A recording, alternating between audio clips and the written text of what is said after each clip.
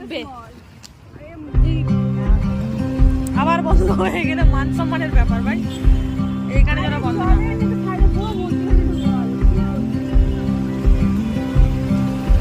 নিজে যেতে পারছো না, কাউকে যেতে চল চল বেরিয়ে যা।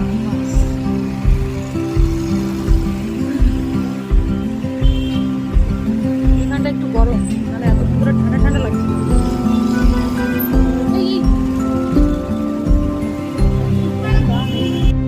স্যাটারডে জুডিও লাইন কত, অনেক ভিড়।